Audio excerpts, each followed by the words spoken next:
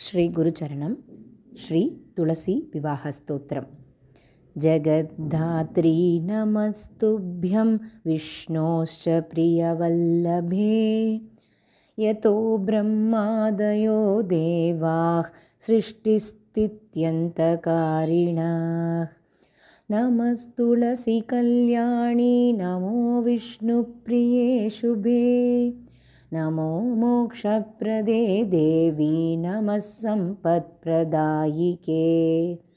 तुलसी पातु मां नित्यं सर्वापद्भ्योऽपि सर्वदा।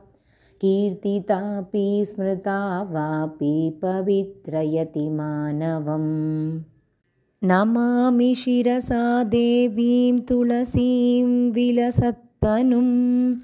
यां दृष्ट्वा पापिनो मर्त्या मुच्यन्ते सर्वकिल्बिषात्।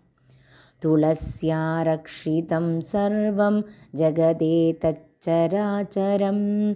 या विनिहन्ति पापानि दृष्ट्वा वा पापिभिर्नरैः। नमस्तुलस्यतितरां यस्यै बद्ध्वाञ्जलिं कलौ। कलयन्ति सुखं सर्वं स्त्रियो वैश्यस्तथा परे।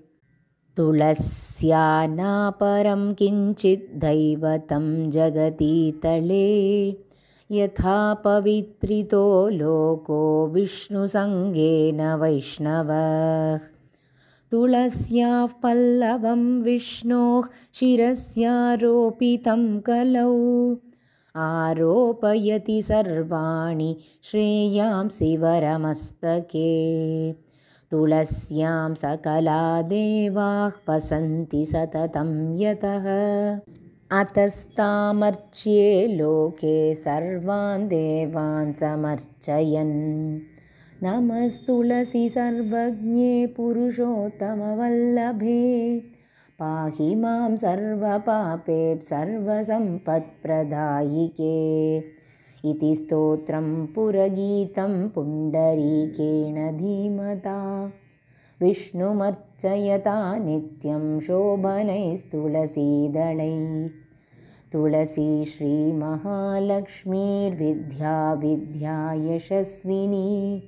धर्म्या धर्मानना देवी देवी देवमनःप्रिया।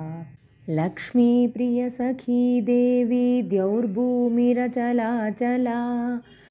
षोडशैतानि नामानि तुलस्याः कीर्तयन्नर। लभते सुतरां भक्तिमन्ते विष्णुपदं लभेत्। तुलसी भूर्महालक्ष्मी पद्मिनी श्रीहरिप्रिया। तुलसी श्रीसखी शुभे पापहारिणी पुण्यदे। नमस्ते नारदनुते नारायण मनःप्रिये। नमस्ते नारदनुते नारायण मनःप्रिये।